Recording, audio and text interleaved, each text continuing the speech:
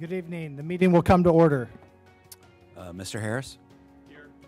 Mr. Weininger? Here. Mrs. May? Here. And Mr. Valentine? Here. Mr. Melody is not present this evening. He's with his family. We will start with the Pledge of Allegiance. Mr. Weininger.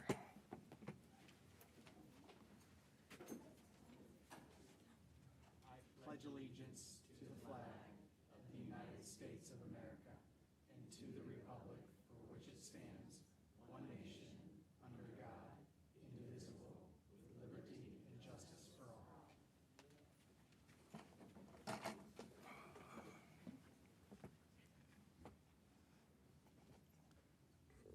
Approval of the agenda for this evening's meeting. Is there a motion?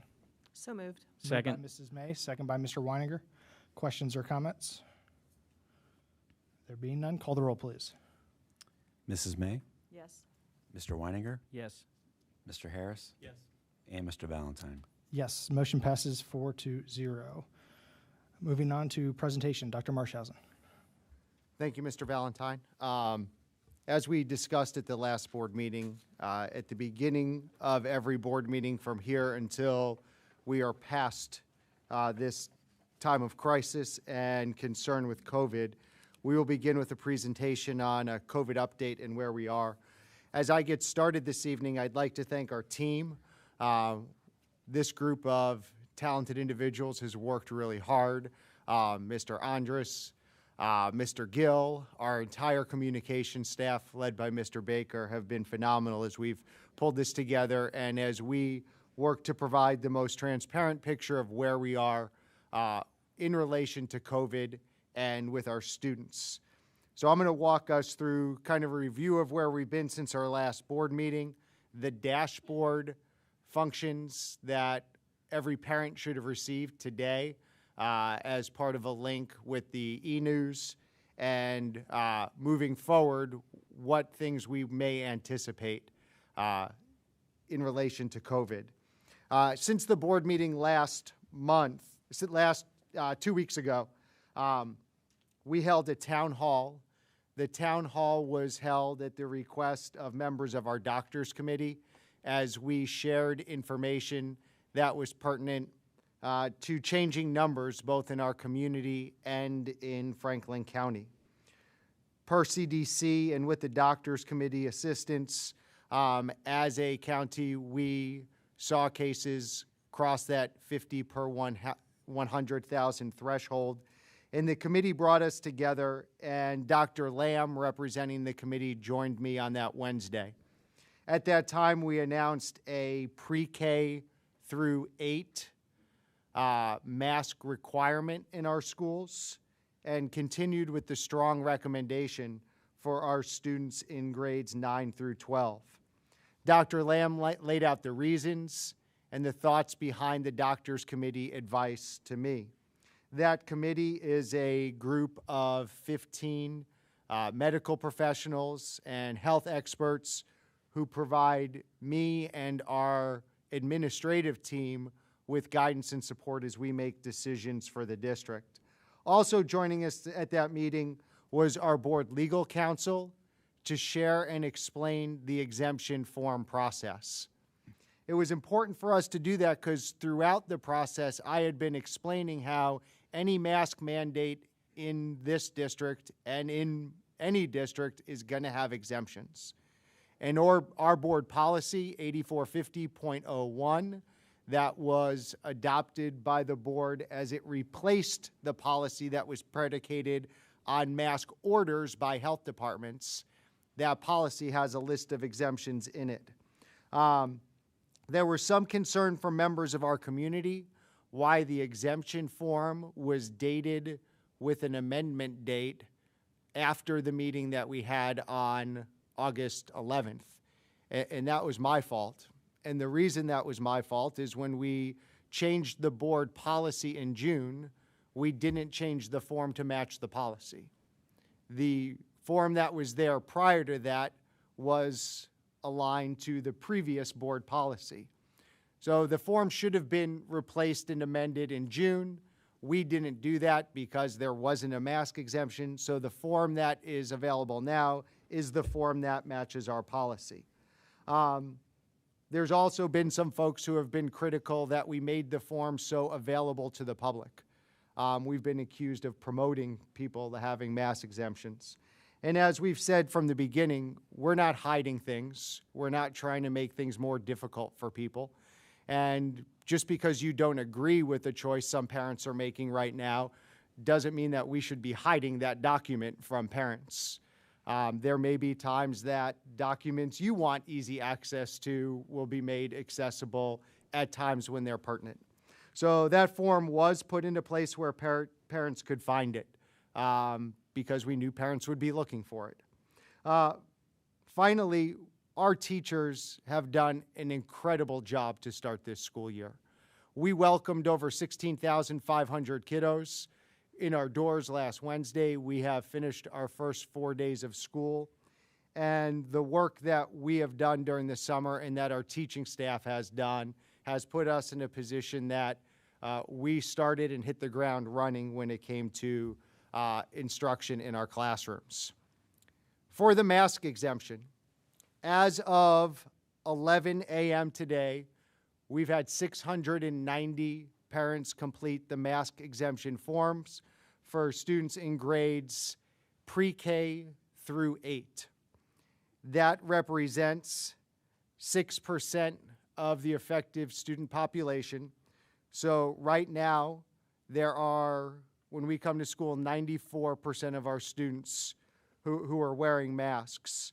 And I would, from anecdotal conversations with our principals, say the number's higher than that. There are students whose parents that completed the mask exemption form that are wearing masks in schools. And part of that is because their classmates are talking to parents and asking parents as I've been out and about. Some parents have said, I wanted my child to have the opportunity to take it off if they wanted to. And I wanted my child to have that flexibility during the school day, but I don't have any problem if my child wears it when they're around other students or in close contact. So there are obviously parents who have exempted their child, but wants, when their child is in a close proximity to other children, them to have that mask on.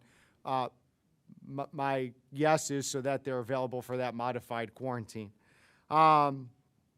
Again, we're not playing games, but for parents who put on those forms that their child has a disability, which is why they're not able to wear a mask, if we haven't been notified of that disability, we are calling parents to ascertain what that disability is so that we have documentation of there being a disability. We're also contacting parents who put that students have a medical issue which prohibits them from wearing masks, so we can document what that medical issue is. And if parents say to us, my child has anxiety, my child has mental health issues about it, so that we can support those children and those families in those decisions. So those notes from those follow-ups are being put in the files of students. If you look at these numbers, and again, this is available to every parent on our website now, we have several buildings that are in the very low percentages. And I'm going to bring two of those buildings to your attention now because they're going to be part of the conversation as we go through this. If we look at Indian Run Elementary, that's under 4%, and Sells Middle School, that's at 2.27%. Those are buildings that have very low exemption rates. And as we go through this, I'll point out why I'd like you to remember those two numbers. As we look at case count, right now our case count is 10 staff members and 24 students.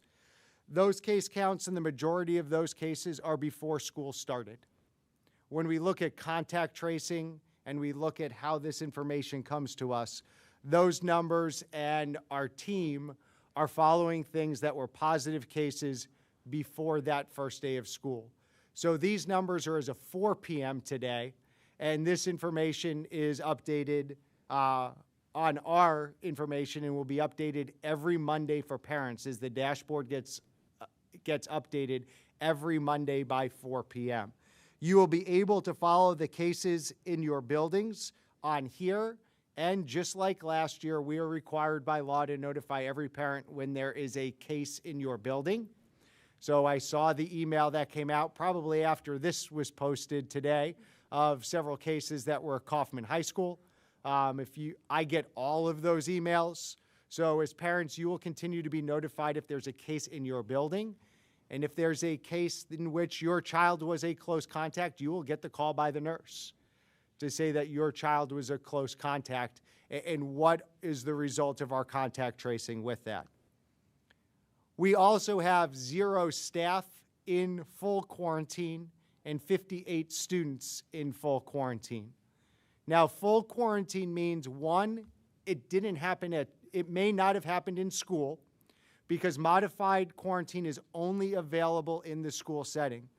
So if your kid is contact traced or a student is contact traced to a sleepover at someone's house, a sporting event, a dinner, something that took place in a church setting, anything that takes place outside of school isn't subject to modified quarantine.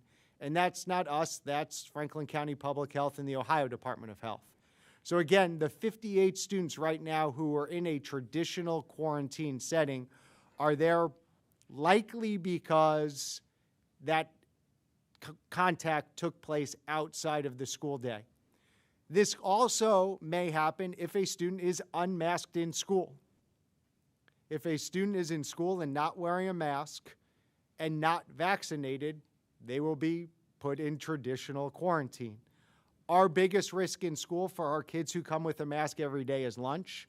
It's the same situation that we had last time when we're sitting in groups closer together without our masks because we have to eat.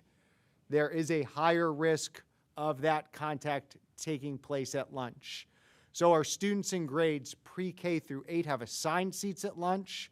We're working through different processes at our high school so that we know who eats with whom. So if there is a positive case, we are able to contact trace more efficiently. When we look at our modified quarantine, and again, these numbers are low right now. We have 1 staff member and 17 students in modified quarantine. Modified quarantine means the connection happened at school. You're either vaccinated or we're wearing a mask. And I pointed out Indian Run and Cells earlier because we did have a case at Indian Run. There are 6 students who are in modified quarantine. The 6 students were wearing masks close to the person who was positive, so those kids get to stay in school. Mom and dad got the phone call, your kid was a close contact. ODH has determined if you are wearing a mask, you are safe to stay in school. Dr. Lamb had this conversation with us at our town hall. The level of protection, if you're wearing a mask, allows you to stay in school. The other thing that leads to modified quarantine is if you're vaccinated. If you got the vaccine, you're able to stay in school. These numbers are low right now because we're not contact tracing a lot. When we do this next week, I anticipate the modified quarantine numbers to go up, the quarantine numbers to go up, and there will be a direct relationship between students who are masked and students who have to go through that full quarantine. And as we go through this in every board meeting, as we present this information, we'll be able to have those conversations. Again, Indian Run, 3.7% opt-out. Cells, 2.3% opt-out. Those students were able to enter a modified quarantine so that they're able to stay in school. The other thing that gives us hope is that when we look at our vaccination rates in our 2 largest zip codes, 43017 and 16, these 2 zip codes make up 75% of our school district. The other 13 zip codes make up the other 25%. We have incredibly high vaccination rates, over 80% in total. Our 18 to 20-year-olds are even higher. And when we look at our 15 to 17-year-olds, we're looking at rates in the 80s that have started the process and the 70s that have completed the process. When I shared this number on a call with members of the governor's staff, they said, whoa. And the conversation was, this is why we look at local data. We look at local data because not every community in the state of Ohio is the same. And when we look at where we are at our secondary levels, we have high vaccination rates that are increasing. And with the news today that the Pfizer vaccines are now fully authorized, we expect these numbers to continue to go high, to increase. For our students who were our most at-risk students, we have 510 students enrolled in Dublin DCS Virtual. For families who going into this school year knew there were underlying conditions, knew there were health concerns in their households, we continued with our virtual. When you see here by the numbers, we have multiple sections at each grade level.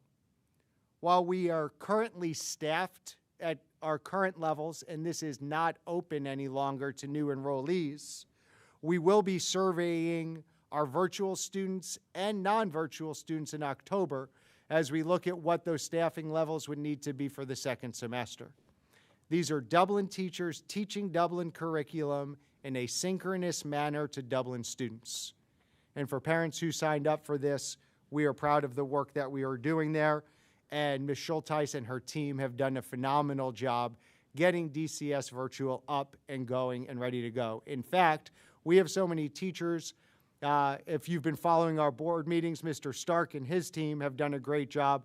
We are leasing Class A office space for the 40-plus teachers who are part of our virtual academy so that we have a space for them to teach and work and provide this education to our kiddos.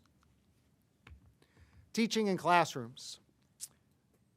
When we had our most recent medical advisory committee meeting, one of the doctors brought up that not all of our teachers are wearing masks when they're in their classrooms.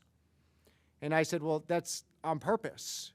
That we have told our teachers when they're in front of the classrooms, if they can maintain 6 feet social distance and space from their classes, we want our students to be able to see their faces. I'm not a medical expert, but I do have a little training in education, and so do our teachers. And we know that seeing a teacher's facial expression, hearing the teacher clearly, and being able to have that comfort from the teacher is critical. So if our teachers can maintain space in their classrooms, we've said if you're vaccinated, which is the vast, vast majority of our teachers, we want our kids to be able to see your face when you teach. The requirement in our schools is students in pre-K through 8 during the school day. Students in pre-K through 8. So yeah, there are times our teachers aren't masked. We've asked our teachers when they get in small groups, when they get close to students, if they come around to check the work at student desks, to please mask up. I don't think everything is an absolute. There's common sense and there's a way that you can do things that doesn't mean all or nothing all the time. So from an educational standpoint in our classrooms, we've said to our teachers, yeah, our doctors committee said, yeah, that makes sense. Now that we had the conversation, we've asked teachers to explain this to their kids. Sometimes that doesn't always get home. But we want our teachers to be able to provide that high quality of education. We've had some people say, you just want to get us back into remote learning. No, we don't. That's not what we're doing. In fact, blended learning, hybrid learning, remote learning, the statutes that allowed those things expired at the end of June. We're not going back to hybrid. We're not going back to remote learning.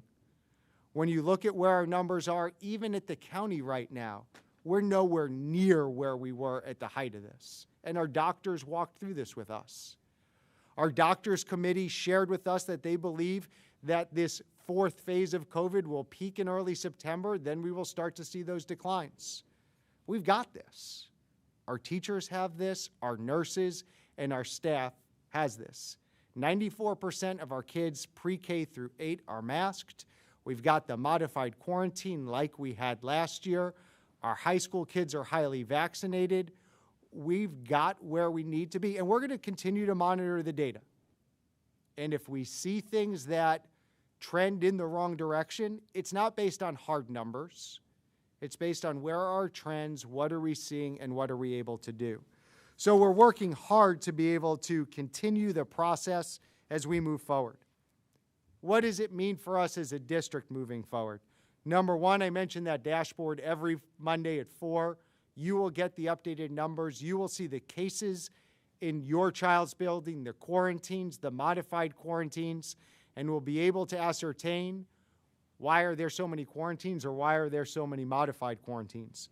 You will be notified as parents if it's in your classroom and your kid was a close exposure. Our nurses have this.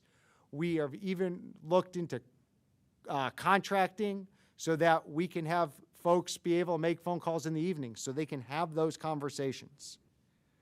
We will discuss at every board meeting, and when I get done, I'll open this up to discussions from our board.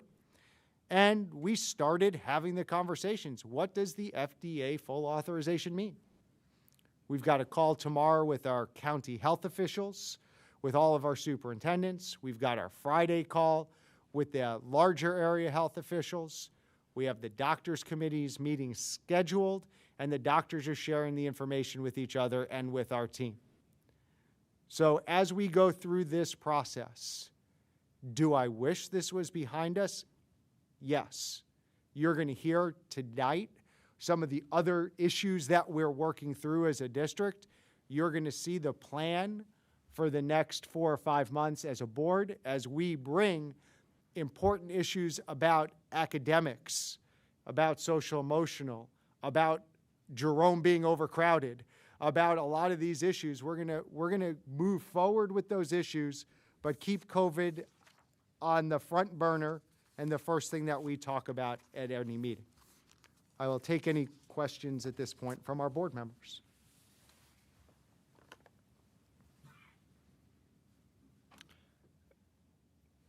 No questions? Rick.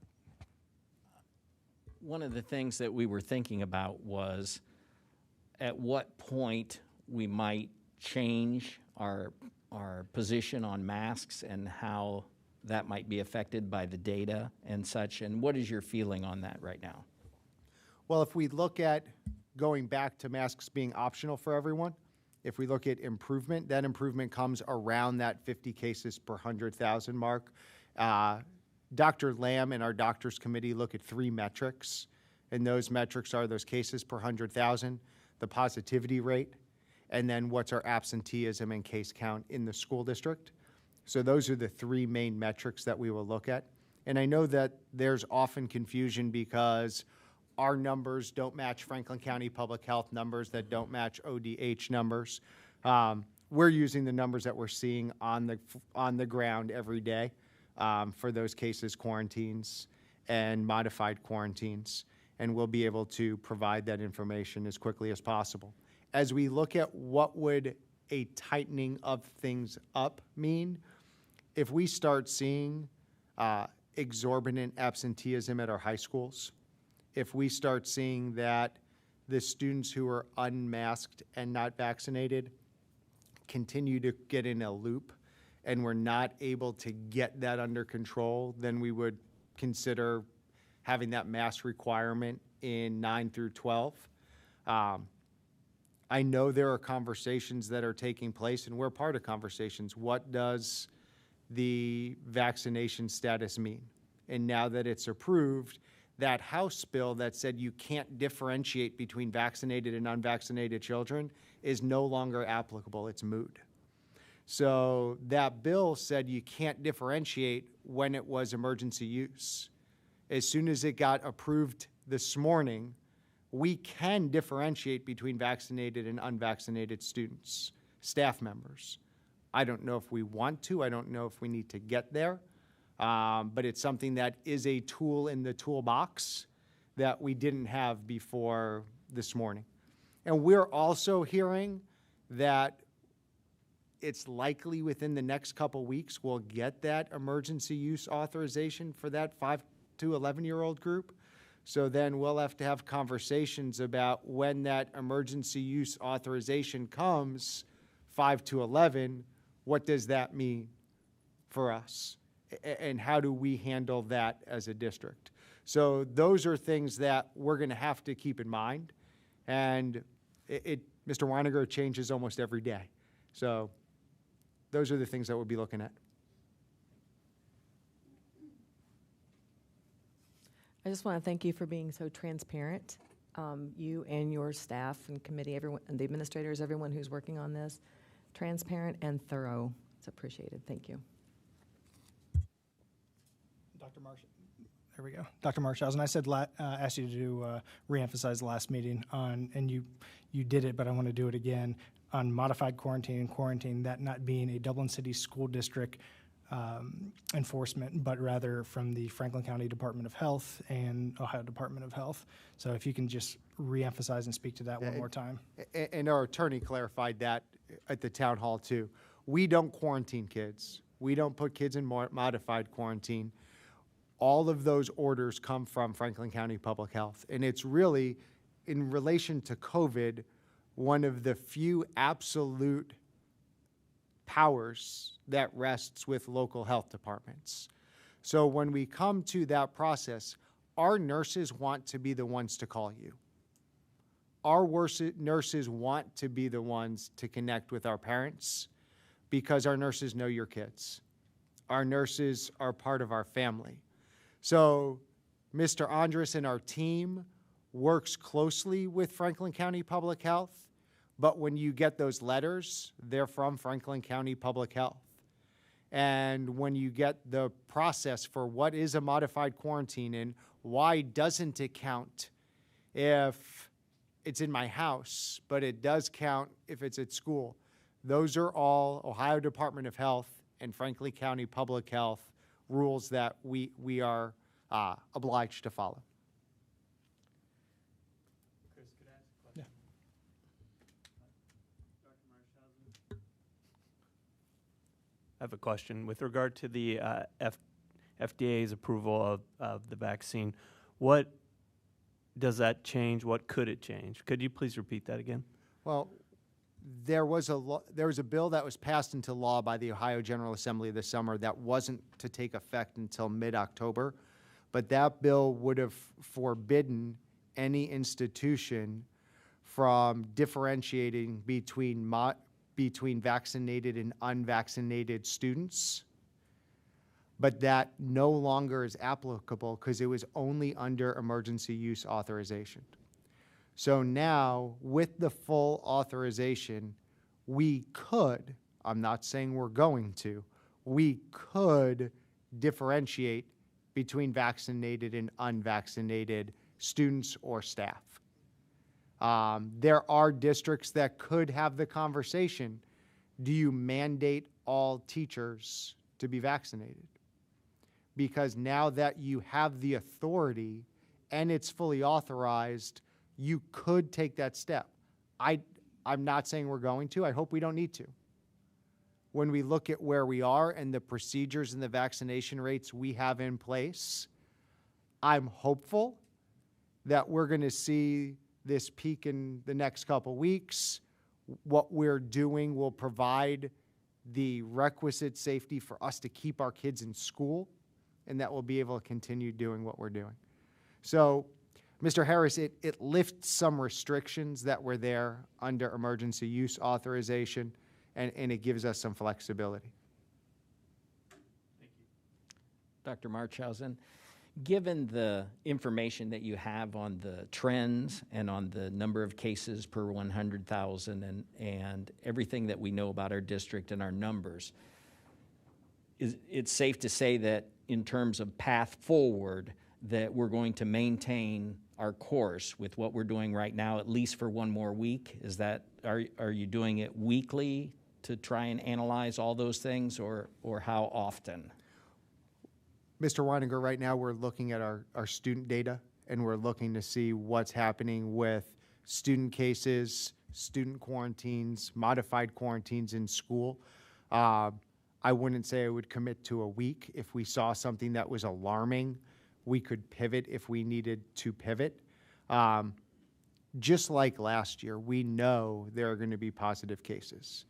When I talk to peers in districts that are similar to Dublin that have been in school for longer, they're seeing a lot of the contact tracing comes from things that happened outside of school. And it's leading to quarantines with kids that the contact tracing is stuff that we had no control over. So that will be something that we have to continue to monitor when it comes to where are positive cases coming, where are quarantines coming. Right now, that high school piece is probably where I have the greatest concern. And that's probably something that if we saw increases at the high school level would be something that could be achieved without changing daily routines. If we start seeing things at the elementary level that are concerning, that contact traces back to lunches, contact traces back to recesses, we look like it's very fortunate right now. We're at recess outside. Now, it's going to be hotter than blue blazes the next couple days, but if we can get kids outside, that's where we want to be able to get them so they can do those, have that opportunity to get out and do what they need to do without being inside. So we'll follow the data in any number of levels. Mr. Andres and his team and our nursing staff, they've got a year of practice. We did this last year. We did this when things were a lot more elevated than they are now, and we're continuing to do our very best.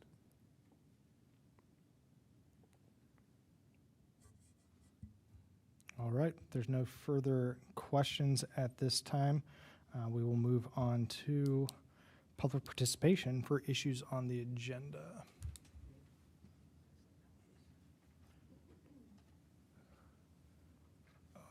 Before we begin, I'm going to read a short note as far as public participation in policy. As a board, we recognize the value of public comment and the importance of allowing members of the public to express themselves on school matters of community interest.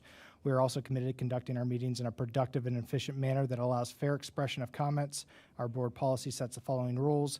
Public speakers are required to register and are required to begin their statement by announcing their name, address, and each statement is limited to 3 minutes. Comments that are frivolous, repetitive, or harassing may be prohibited or stopped. Comments that are abusive, off-topic, obscene, or irrelevant will be prohibited. During public participation, each member of the public should direct their comments to the board as a whole.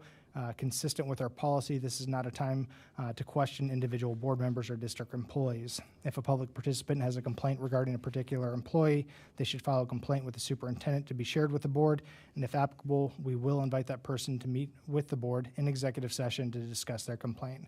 We will not permit public disparagement of district employees in public comments. Lastly, I want to remind everyone that state and federal student privacy laws prevent the district from disclosing information related to any student, and you will not be permitted to discuss individual students during the public participation. We have 3 minutes for each speaker. We will have a new feature where time will be up on the board, so hopefully I don't have to give you a heads up as far as if you go over with time. There were some folks who had contacted us about issues not on the agenda. Our standing practice is the first meeting of the month. We have issues on the agenda and off the agenda. Time for public participation. With our second meeting in the month, it is only for issues on the agenda. So if you do have questions, comments, concerns that are not addressed here tonight, please feel free to contact us and or we can get you additional information related to the next meeting in September. With that said, the first person up, Ms. Jen Weber.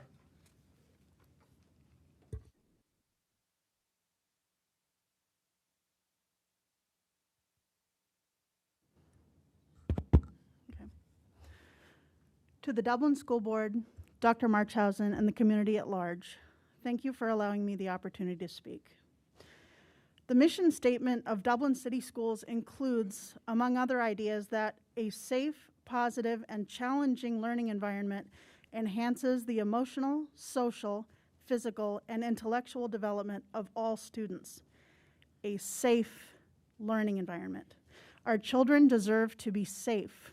As parents, we deserve to feel confident that our children are in good hands when they're at school, that local health advisories are being followed, On Wednesday, August 11th, the Dublin community was assured that a mask mandate would be in effect for pre-K through grade 8.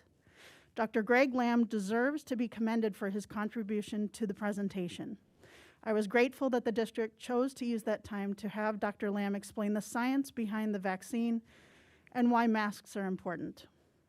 It was not long before word got around that the district had posted a link to a Google form, Friday the 13th, I believe it was, allowing parents to opt their children out of the mask mandate with reasons that could neither be confirmed nor denied. Religious reasons, someone advised me. Medical reasons, but no physician's signature needed. And that form was passed around on social media and sent around by parents at Meet the Coach Night at least one middle school. And tonight, Dr. Marchhausen mentioned that some students are wearing masks anyway. What is especially undeniable is the difference between the number of students who were exempt from wearing masks last year, 92, and the number of students exempt this year, 690 and counting, an increase of over 600%. We were told that the exemption form was posted to the district's website because of transparency. There's that word again. To quote Princess Bride, I do not think that word means what you think it means. If there was transparency, COVID data would have been emailed to parents earlier today, as you promised last week. Instead, the district chose to bury COVID case data in the board's meeting agenda for tonight, finally sending out the dashboard after 6 p.m. If there was transparency, exemption numbers would have been made public before school began so that parents could make an informed decision on whether the building their children attend school in is safe or not. Instead, the district rolled out exemption forms as school began and did not reveal any COVID data or exemption data until a few minutes ago. I received notice of 4 positive COVID tests for Kaufman High School at 5:22 p.m. today. Lastly, the lack of transparency on just how many students are exempt from the mask mandate has driven parents to enroll their children in remote schooling, despite whatever problems they had with remote learning last year. Please wrap up your comments. Despite whatever mental health problems might have arisen last year, to those parents, the risk of COVID is too great and mental health is treatable. We all agree that children should be in school and that schools should be safe. Thank you.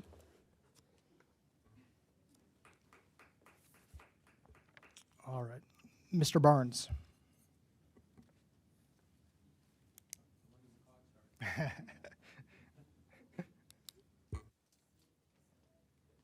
Okay, some of what I will be saying is maybe a little bit redundant, but again, I'm not a politician. I'm not running for the school board. I'm not representing anyone running for the school board. I'm speaking on behalf of children who have no voice. First, COVID is real. COVID is contagious. But I'm going to mention stats one time, and I'm going to move forward. We have 328 million people in the United States. COVID deaths are 613,580 as of 8/18/2021. It was an 18-month period. COVID deaths for 0 through 17 years of age is 361. Okay, that's out of 328 million people in the United States. It's sad, it's terrible, but if you take a look at the reason kids die at that age, it's the highest rate of death is a result of accidents. Then you've got homicides, you've got suicides. But for COVID deaths, many of these children had contributing conditions, comorbidities, and other conditions. The WHO experts advise that the benefit of face masks is rather limited, and there are potential risks of self-contamination if used improperly and can be a breeding ground for bacteria and fungi. So how many parents and teachers require students to wash their hands after a child touches or removes his or her mask? If the child is wearing a cloth mask, how many parents are washing this mask daily? Or if not a cloth mask, how often is the mask replaced? These questions are addressed in the WHO guidelines. The truth is, COVID-19 symptoms can occur in children, but the course of disease is often mild and asymptomatic. We're being given filtered science, and many reputable scientists and physicians are being silenced. What many of them have agreed upon is that isolating children by shutting down schools creates feeling of isolation or feeling alone, which contributes to anxiety, depression, suicide, which is the leading cause of death. Also, forcing children to wear masks when there is evidence that they may be damaging to a child's mental health, physical health, and spiritual well-being, while offering little or no discernible benefit. So we need to ask ourselves, why all the fear? Well, fear is used to control people. And if you just think about that, think about it in your own life. Fear is used to control people. Also, in today's politically charged environment, people can sometimes speak out. They are silenced and called a bunch of unverified isms when they speak the truth. This creates fear for some and allows other agendas to be moved forward. This is happening in the Dublin City Schools. It's creating divisiveness. Teachers are being allowed to post politically divisive posters and posters that promote ideologies. And school is so important in Dublin. I love Dublin. My wife and I moved here to be close to grandparents, but school is so important that the first week of school, they spent a good part of that focusing on gender identity. And that's just a fact. Mr. Is Barnes? he really is he, or is she really a she? Mr. Barnes, I have to ask you to stay on issues on the agenda. Okay. Can you please wrap up? Well, more will come on that because, you know, policies are being adopted within the school system now that are constitutionally wrong and in violation of Sections 6 and 9 of Federal Civil Rights Acts.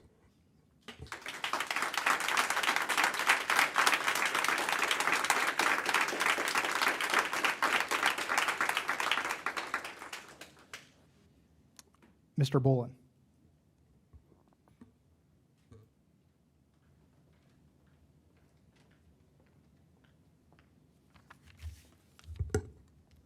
My name is Mike Bolin. I live at 7068 Greenland Place. I spoke earlier this year on March 8th and brought up long-term effects of wearing masks and the associated mental concerns. I get it, the governor cannot mandate masks anymore, so he's doing the next best thing, going to the health department and placing quarantine guidelines that handcuff the district. Today, ODH officials are telling everyone how important it is to wear a mask so they don't get upper respiratory infections. Come on, how long can we let this go without thinking of the long-term effects on the mental health that our children are facing? I went to my first graders' teachers' meet and greet. As I entered the building, I saw students breaking down as their parents forced them to put on the mask. I went to my twins' preschool meet and greet. I witnessed the same thing. We were talking to the kid's preschool teacher. I could not hear half the words she was saying through the mask. I mean, I do have trouble hearing, but how are kids supposed to learn in this environment? Are they having the same problems? I've asked many kids who wear the mask if they are having a good start to the school year. I can give you one guess what their response is, and the first thing that they bring up. At this rate, the mask and COVID drama is never going to end.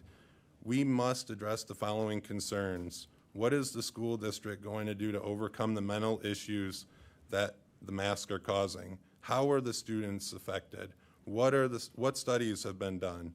Have the same doctors on the COVID board been asked to comment about mental health? Have the various pediatricians who represent the Dublin students been contacted and questioned about the students' mental health? Have mental health experts such as psychologists been contacted? If cases are so important, what are the mental health cases? In closing, I'd like to ask the members of the board, the members of the cabinet, and all parents to put yourself in the student's shoes. When you leave your house to come to work, I ask you to put your mask on. When you drive to work, your mask will be on the whole time.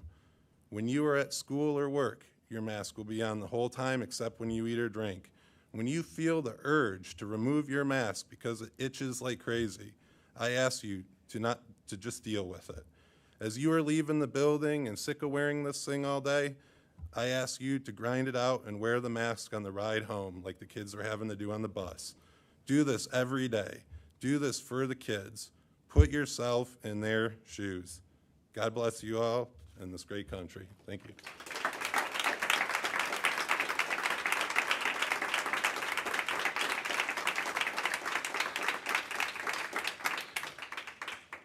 Next, Mr. Kirchner.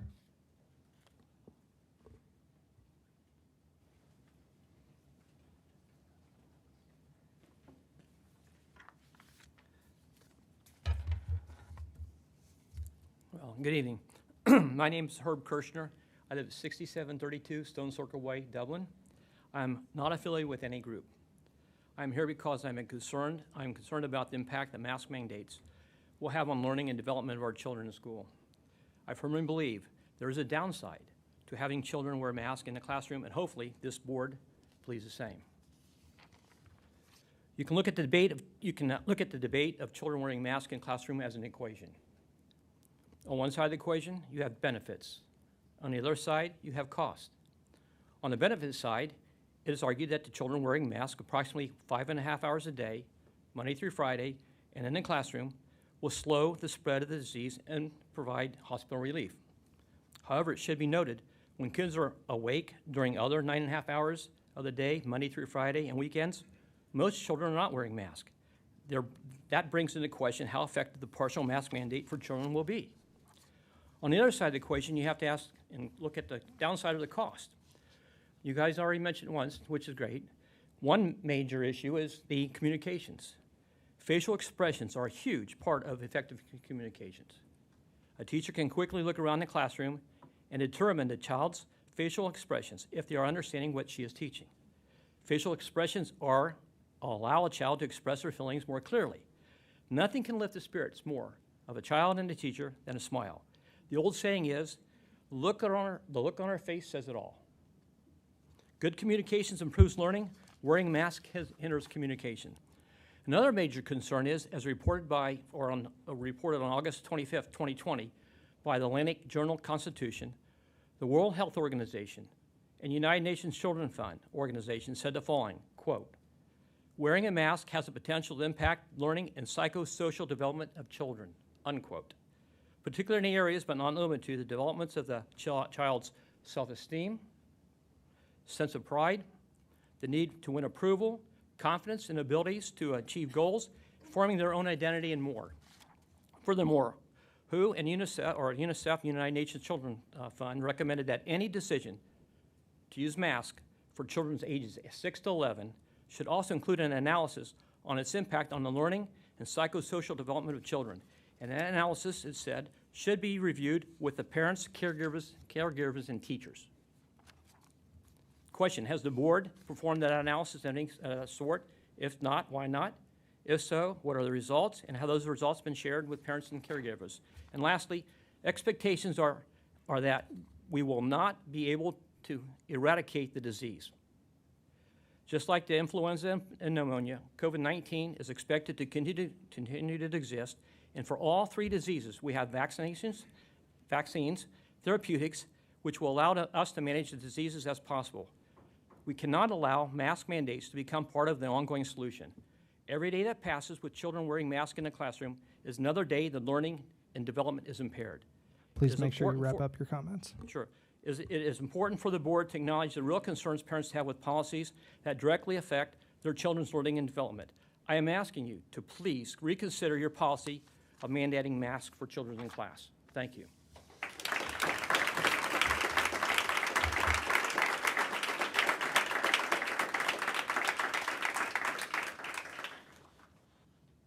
Next up, and I'm going to try and pronounce the last name based off of spelling here, Mr. Kent Haraz.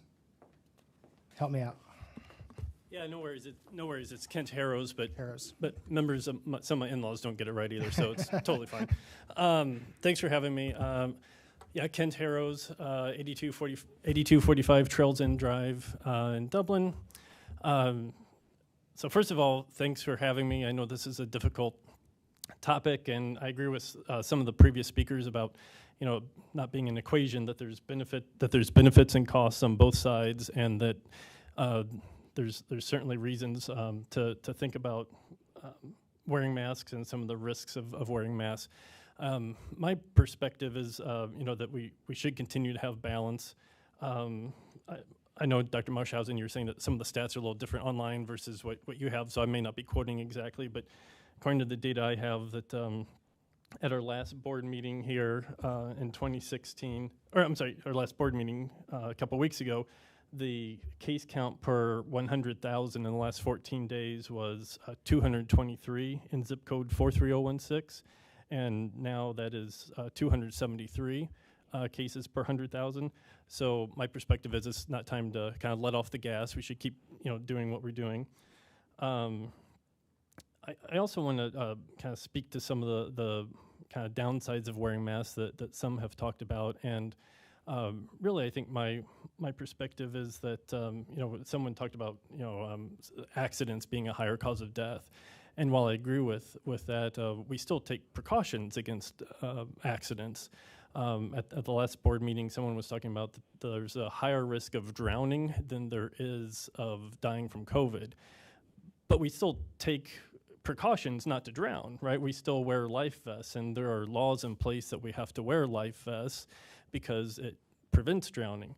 So I think it is not just about personal freedom, it's about the communal good that that we have to do certain things, whether it be legislated or not.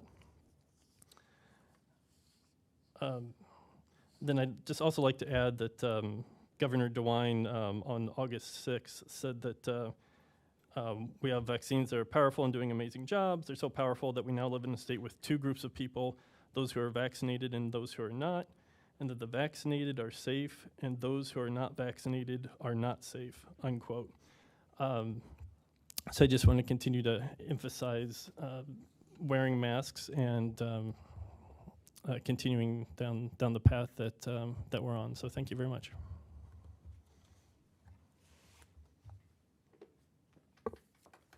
Next speaker, Ms. Sherry Stryker.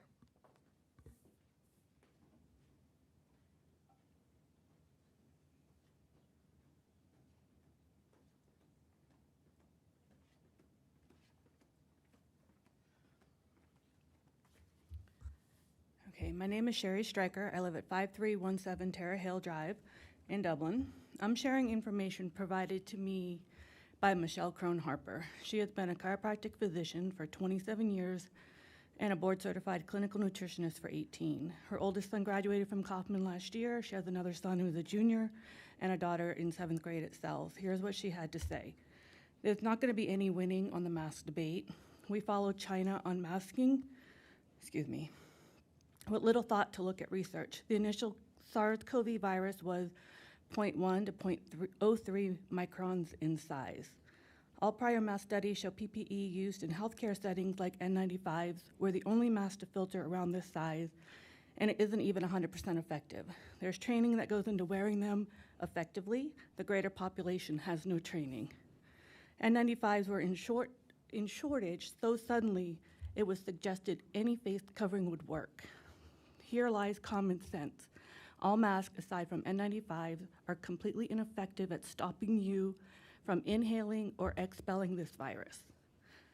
There was a quick survey of mask studies once the mask mandates went into effect. It showed all materials used, including N95s. SARS-CoV-2 was found on the outside and inside of the mask. Of course, N95s to a lesser degree. We know this is an aerosol virus. In the beginning, it was argued it could be aerosol droplets or virus spread. The good news is aerosol spread doesn't hang in the air like virus. The mist comes out a distance and then it drops to the ground. Once a mask is wet, it's useless. The permeability becomes greater and greater. We now have a moisture surface that collects other moisture. So now we know this virus is aerosol and it gets pulled right across the moist surface to the inside and outside of the mask. The next issue with masks is that there's zero education on how to wear them. They're a one and done use. You don't re-wear an unwashed mask. Once it's damp, you replace it. You don't put it in your pocket or your purse or hang them on your rear view mirror. This is a barrier that you're supposed to use to stop breathing in or sneezing out the virus. Wash it, replace it, don't handle it. In hospitals for prior PPE use and currently in infectious disease, you learn to doff and don a mask. Certain areas shouldn't be touched. The same areas I watch nearly everyone on earth fiddle with because it itches or it's pinching your nose. And then the people that are constantly bringing it back up over their noses because it comes down when they talk. So you've got it. All those viral aerosol particles on the inside and outside of your mask are now all over your hands, in your pocket, your purse, or hanging on your rearview mirror. If you touch the mask, you are now sharing those with all the surfaces you touched.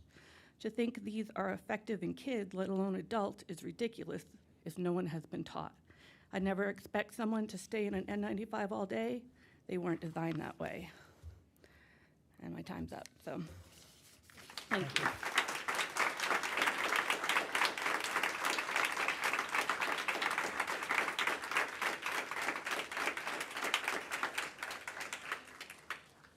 Mr. Dominic Damiano?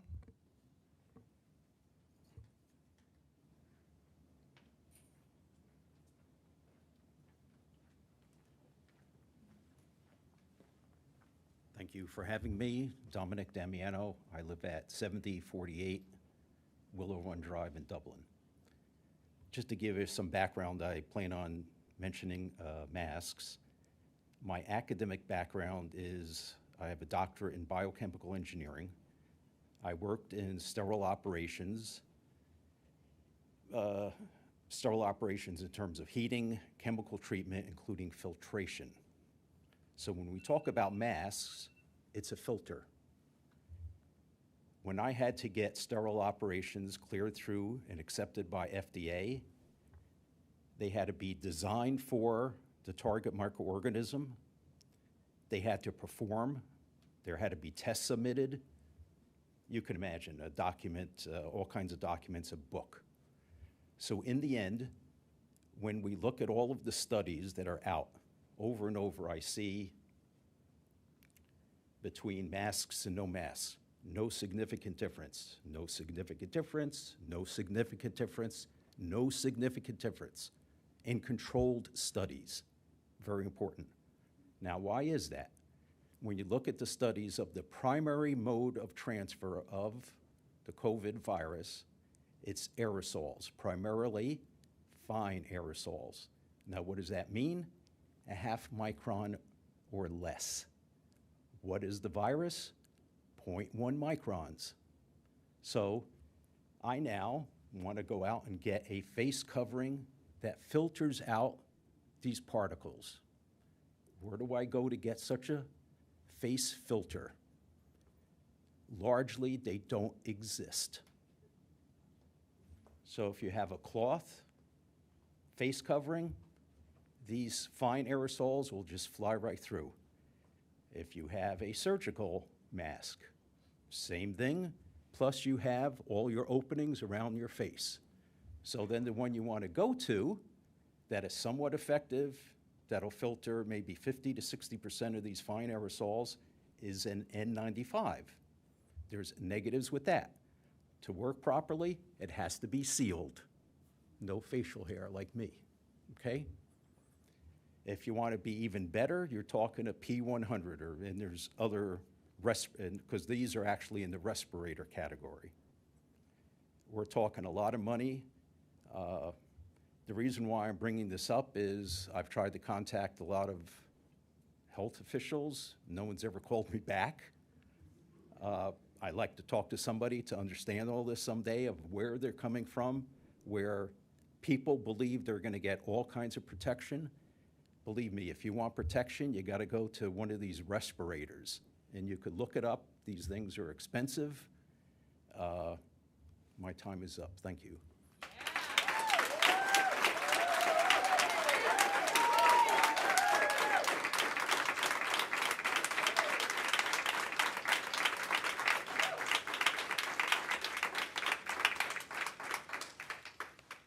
Last speaker this evening, Ms. Shanna Chan.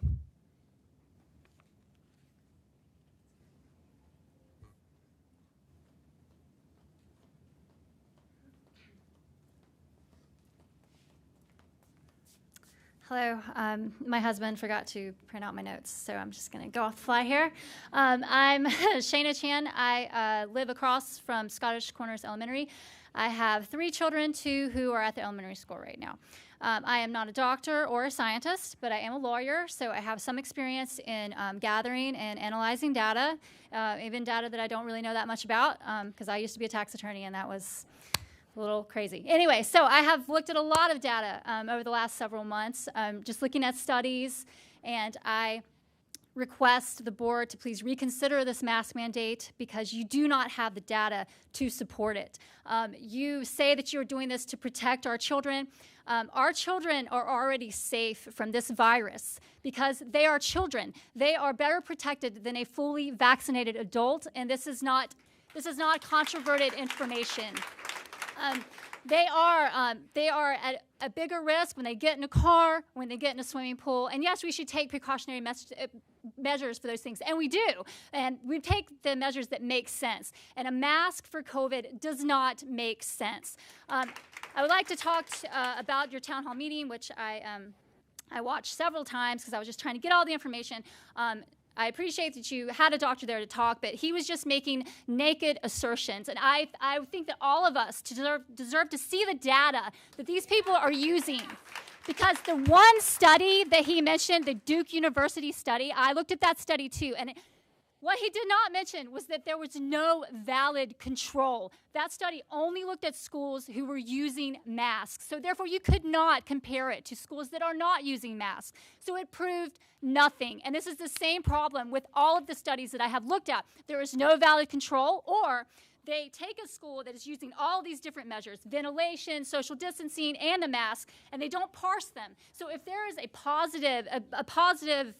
something positive that's happening, you don't know what it is. Is it the ventilation? Is it the social distancing? Is it the mask? They don't know. They are making this up. And this is why I believe that all of this has become politics, and our children have become your footballs.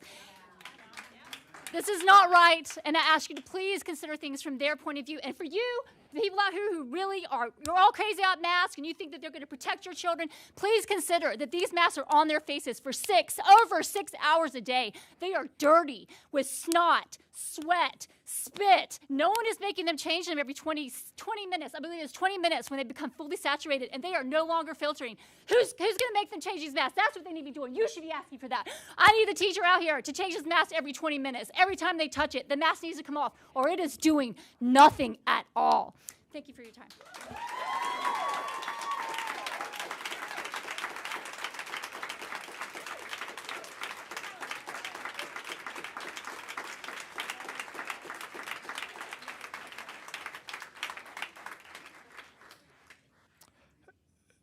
Moving to Tolles Career and Technical Center update presentation, Mr. Tom Ireland.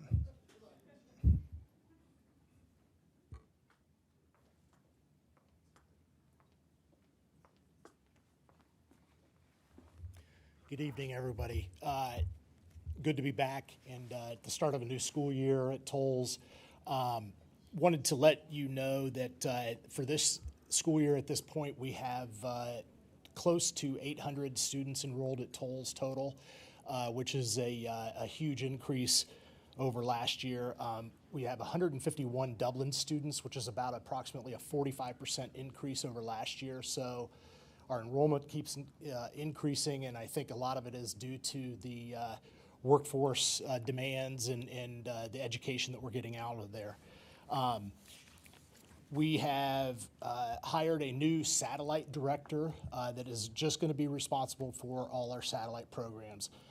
It's Pegeen Cleary Potts, and she comes to us from Columbus City Schools, where she was doing the same type of work there, and she has actually already started in the 4 days of school, has been out to almost every satellite program that is offered by Tolles. So it's a big step, and we're taking an active role in trying to work with our school districts and the satellite programs that we offer. And currently, right now, we have 1,400 students in 17 different satellite programs, which is compared to about 1,200 last year. So things continue to increase. Our year has started off great. As you all know, we did hire Dr. Hoadley to become our new superintendent. He's jumped in with a ton of energy, and we held our convocation last Tuesday with all the staff, and we actually were fortunate to have Lieutenant Governor John Husted come and be our featured speaker for that. So I think that sent a very good message to all of our staff at Tolles about how we're going to be running things, and John spoke a lot about workforce development and how important the teachers and career tech centers are for the benefit of the state of Ohio. One last thing, as I've discussed with you guys in the past, adult education has been always a struggle at Tolles of what do we do, do we continue to offer it, do we not? The board has approved and decided to try to hire a director of adult education, that will be their sole focus, and see what we can do, just again, with all the workforce development issues that the state of Ohio is going through. We feel it's a prudent thing for Tolles to do, and to hopefully increase that education to the public. And that is all I have for tonight. Be glad to answer any questions. Thank you as always. Wonderful. Thank you. Have a great evening.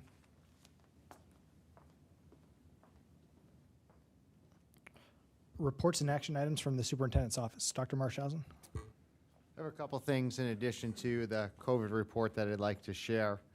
First of all, in the board docs, there is a proposed meeting topic schedule for the board. The community also would be able to see that in the board document section. I think it's important that as we plan and are intentional about getting our focus, in addition to the safety of our students with COVID, but back on academic excellence, back on the work that we are tasked to do as a community, that everyone can see when it is we're talking about the different topics. So the proposal would be at the next meeting that Dr. Bailey will share our academic goals and the goal planning process and how she's worked with our principals to set those goals. Dr. Hamilton would join us at the September meeting to talk about our work with diversity, equity, and inclusivity, her observations during the first several months of her tenure here, her engagement and her plans going forward. Have Mr. Wolf in October share what we're doing around social emotional learning. Mr. Stark and I will tag team at the end of October to talk in more depth about our high school improvements and the plans that we have moving forward there. I am proposing that rather than having a Thursday meeting in November, that we combine those meetings to one business meeting in November. That will include me sharing the work that we're launching with Tim Kite on our culture playbook, and Mr. Kern will share the 5-year forecast. Also at that time, we know we will have at least one new board member, so we can talk about what new board member orientation would be like. And we wish Mr. Harris luck, as he'll be completing his tenure with us and preparing for what's next. In December, Mr. Baker then can share where we are with our 2021 communications plan, and we can discuss a calendar like this that would lay out all 12 months for the next calendar year. So does the board have any comments, thoughts, suggestions, or opposition to one meeting in November? Nope. Stu? I imagine Scott will be the same, so we can move forward with that if everybody's on board. Okay, we'll take. Is that just a scheduling issue, or do we have to adopt? No, we don't have to adopt. No, we'll do the meeting change notice as you've seen in the past and stuff like that, and we'll make sure those get out very timely to not only you as the board first and then to our public. Great, thank you. Yep. Secondly, and some people in the room may have noticed this, the week that we had all of those announcements about COVID, I got 1,600 emails in a week. I try to keep up with emails, but you want me doing more than just sitting and responding to emails all day. So we've pulled a team together, and we meet on a weekly basis, and thanks to Mr. Baker and his communications team, we've got a group together that I can forward those emails to when it comes in about masks or other pertinent topics. We work through talking points so that we can make sure people get answers to their questions, but also make sure that there's consistencies in those responses. So I'd like to thank Mr. Baker and his team. When we get unique emails, individual emails, or opportunities that clarification is needed, I am still responding to emails that come in. But there just comes a time when all of the emails look the same and ask many of the same questions. But I do feel that everyone is due a response from the district to their specific questions. And thanks to the team who's been helping me do that. We had an issue over the first several days of school that was a misunderstanding that took place during teacher training. As part of our diversity, equity, and inclusivity training with our new teachers, we provide our teachers what's not nearly enough time in training from our professionals in how to handle some of the sensitive gender issues that we face in schools. And some of our teachers, in an attempt to do the very best they can in doing what we thought that we asked them to do, asked some questions of younger students and our students that it wasn't intended for it to take place that way. Our team came together today quickly as we received concerned emails from parents about some of those gender identity questions. Our team is and has created action steps that will be implemented immediately to make sure that there's clarification in how we support every student in every classroom. And I know there are folks who believe that public educators have an agenda or that public educators have a specific lean to how we do things. And I can assure you that in the Dublin City Schools, we want every kid to be valued in our classrooms. We want every kid to be safe and comfortable so they can learn. And there isn't a political agenda in how we achieve that. We want every kid to know we support them, we care for them, and we know they can't learn unless they have that support from us. So with great intentions, some people took what was a training that was too fast and probably took it to a level that some people, including many of us, are not comfortable with. We'll make the corrections. We know coming out of COVID, in a time with such charged feelings and concerns, that we have to do a better job with our professional development, that we have to find time to make sure that we are appropriately training the folks who are in front of our kids on a daily basis so they can help our kids and they can work with our students to make sure that it's everybody safe. So to our parents who had frustration this weekend, we apologize. We will get it corrected. And to our teachers and our staff, we're going to work with you to make sure that we're all doing the very best we can in what are challenging and difficult times for educators to work. And what we do here in this school district isn't easy, and it's not getting easier, and we embrace that challenge.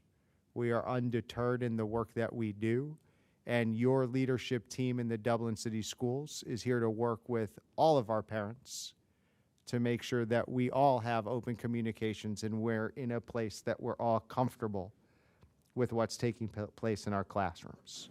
So we're on it. Speaking of issues that create a great deal of uncertainty, right now Jerome High School, by its opening numbers, is at 130% of capacity.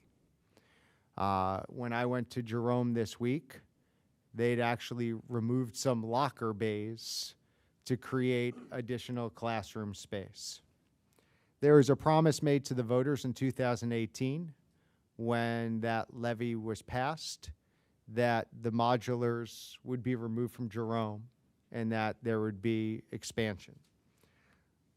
What Mr. Stark is going to speak about in a little bit is an RFQ for architects to work on the expansion of Jerome High School.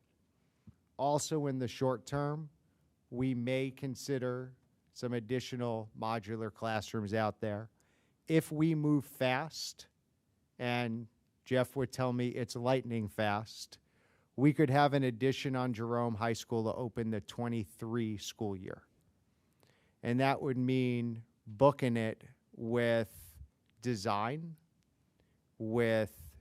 development, with a site package, and getting things moving. But with an expansion on Jerome High School, with our enrollment projections where they are now, it would not lead to significant high school redistricting. It would be an addition on Jerome High School. At the same time, as part of that bond issue, there needs to, and you're going to hear this term a lot over the next couple months, the skin of Kaufman High School needs to be replaced. The exterior surface in the windows, if you look at bubbling in places, and that will need to be done. And there's some improvements that need to take place at Scioto High School. So you're going to hear Mr. Stark talk about that. We met on Friday with Mr. Paul Fallon, who does survey data for us and has been extremely helpful for us. We will be looking to put a Paul Fallon survey in the field in mid-September, and that Paul Fallon survey would allow our community to have the opportunity for some input as we look at how do we work through the growth that is specifically happening in the northwest quadrant of our district.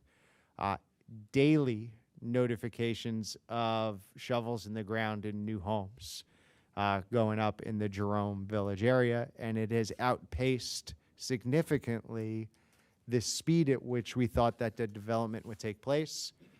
But if you were a developer and you could sell homes for what they're selling now, you would be putting homes up as quickly as you could too. Finally, there are several policy updates that we're asking the board's approval for tonight. Each of those policy updates is simply correction of names. When you look around this table, there are a couple new faces.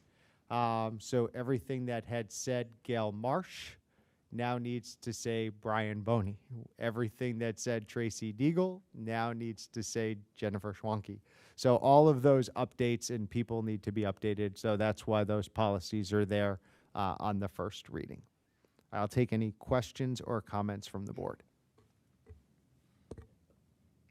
Lynn, do you have anything? Stu?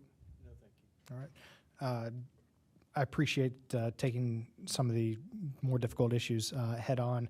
I know that today was a busy beginning of the week for you and the administrative team, and we had some emails over the weekend about the issue that you had mentioned, which occurred in a few different cases. But I'm thankful for all the work that you guys have obviously put in today in order to figure out how we best correct the course and figure out the best way to move forward and ensure we don't have that happen again. With that said, it's recommended by the superintendent the Board of Education approve the attached policies. Is there a motion? So moved. Moved by Mr. Harris, second by Mr. Weininger. Questions or comments? Call the roll, please. Mr. Harris? Yes. Mr. Weininger? Yes. Mrs. May? Yes. And Mr. Valentine? Yes, motion passes 4-0. Moving on to treasurer's report. One thing to follow up is with the additions to Jerome, repair the skin and windows over at Kaufman. As part of the bond issue of November of 2018, we do have a $195 million bond issue, which was to do some of that work. DEP, Hopewell Elementaries, and Eversole Run Middle School, along with the central preschool conversion over there. So anyways, but as part of that, we have not issued all of that because we didn't need it. We only issued that when we needed it at that point. So you'll probably be seeing the authorization, so the remaining authorization we have left to do the remaining work, probably coming in December as we look to issue at the beginning of the year, probably February and March. So just a heads up on that, you'll be seeing that coming. So other than that, we just got a few simple things on the agenda for this evening. You have a purpose clauses over at Jerome, and we have a couple donations, which we're always thankful for. We have a donation from Cornwall Lawn and Landscaping to Wright Elementary for outdoor garden and learning area, and a donation from Deer Run PTO to Deer Run Elementary. So unless there's any questions, comments, or anything on the treasurer's items. There being none, it's recommended by the treasurer that the Board of Education approve items 6B and 6C. Is there a motion? Moved by Mrs. May, second by Mr. Harris. Questions, comments? Call the roll, please. Mrs. May? Yes. Mr. Harris? Yes. Mr. Weininger? Yes. And Mr. Valentine? Yes, motion passes 4-0. Reports from Department of Academics and Student Learning. Good evening, everyone. I don't have anything formal on the agenda tonight, but I do wanted to just note that the first 3 days of school, all members of our department were burning up the miles, visiting different schools, and my seat as a principal is still a little warm, so I know how hard they worked in the months leading up to the first day of school, and the teachers too. Just a huge shout out to them. They have been, waiting and watching as things changed, and the energy, I know we all felt it, the energy and the enthusiasm to start our school year. It was really gratifying, and so I appreciate all the members of the team coming together to make sure that we were seen in the buildings as well. That's all. Thank you. Department of Operations. Good evening, everyone. Before I go through, I just wanted to follow up on Dr. Marshausen's comments about the Jerome addition. Dr. Marshausen talked to operations a couple weeks ago about how fast can we move on this. One of the fortunate things we have in operations is we have had the same team now for about 4 or 5 years, the same team that's put together all the buildings we've had. It seemed like all of them, including this building, has always been a late request, so luckily we know all the things we need to do.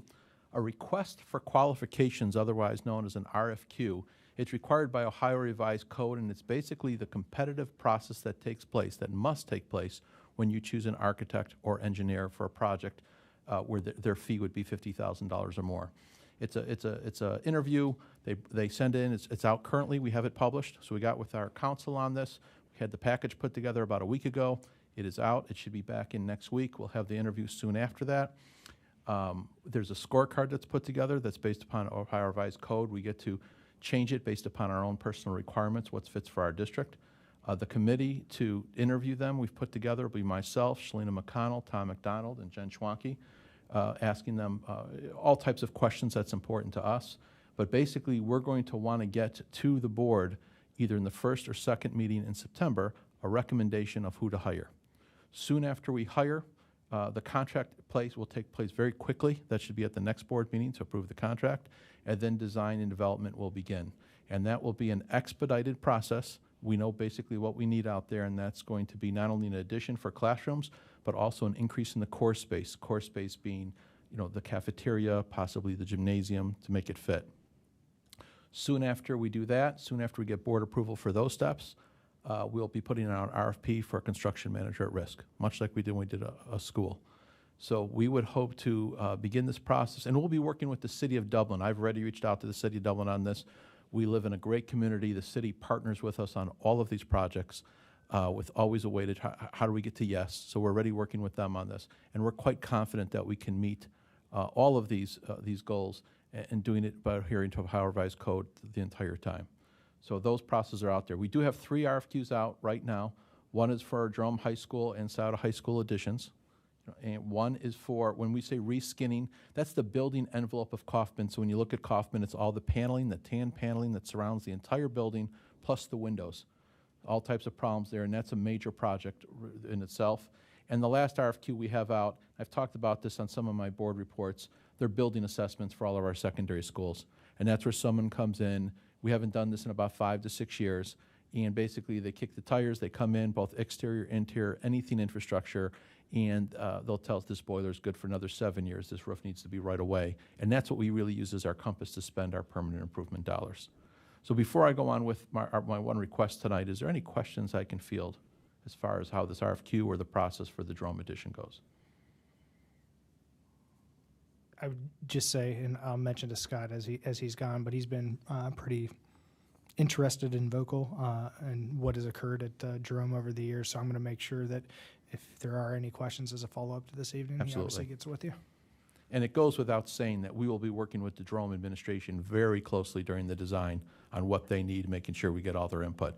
Really, operations, a part here is to keep it running, get their feedback, and then execute the project. Tonight, the only thing we have for approval for the board, it's recommended that for the attached contract with TriStar Transportation, the board previously approved this contract a couple years ago. It just come up. TriStar is a transportation firm that specializes in really niche student transportation. If we need something for a singular, for one student to get transported by himself, whatever that student's need is, we call TriStar. They're background checked. They adhere to all the policies and procedures and reporting requirements for the Ohio Department of Education. And this agreement has been worked on by council, worked out with our transportation. Many thanks to Amy Saleh and Brian Killian for helping us put this together. And this would just renew our contract with them. Any additional questions for Mr. Stark? All right, there being none, it's recommended by the superintendent, the Board of Education approve the attached services agreements with TriStar Transportation. TriStar Transportation is a firm that provides specialized student transportation as needed to assist the district. Is there a motion? So moved. Moved by Mr. Weininger, second by Mr. Harris. Call the roll, please. Mr. Weininger? Yes. Mr. Harris? Yes. Mrs. May? Yes. And Mr. Valentine? Yes, motion passes 4-0. Human Resources. Good evening. On the agenda tonight, on the certified section, we have a few items for your consideration. The first is a teacher resignation. This is a teacher that is relocating out of state. We also have our final teacher hire at Dublin, Scioto, for our Spanish position. There are a few additional 6-period pay classes that we're asking for your approval on, 3 resignations of supplemental contracts, and then several fall athletic supplemental contracts on, as well as academic and extracurricular for this academic year. Moving on to the classified agenda, there are 5 resignations and 1 retirement. The retirement is Lisa Schneider. She's a familiar face. She's at the front desk here at Emerald Campus, and we want to thank her for her 19 years of Dublin City School service. We have 15 new hires that are on this agenda, and then the remainder of the items on the classified agenda are salary adjustments and then an unpaid leave request. And then finally, under stipends, there are 6 stipends. 4 of these were previously approved by the board at an earlier date, but due to a change in the dollar amount and/or staff members, they are being resubmitted for approval. And then the final 2 are stipends to help students via mentorship or character building initiatives at Jerome High School. Any questions at all on the HR section? There being none, it's recommended by the superintendent, the Board of Education approved items 11A, 11B, and 11C. Is there a motion? Moved by Mrs. May. Is there a second? Second. Second by Mr. Harris. Call the roll, please. Mrs. May? Yes. Mr. Harris? Yes. Mr. Weininger? Yes. And Mr. Valentine? Yes, motion passes 4-0. Future agenda items outside of what was discussed earlier by Dr. Marshausen? All right. Is there a motion to adjourn? So moved. Moved by Mrs. May. Is there a second? Second by Mr. Weininger. All those in favor say aye. Aye. All those opposed? Motion passes 4-0.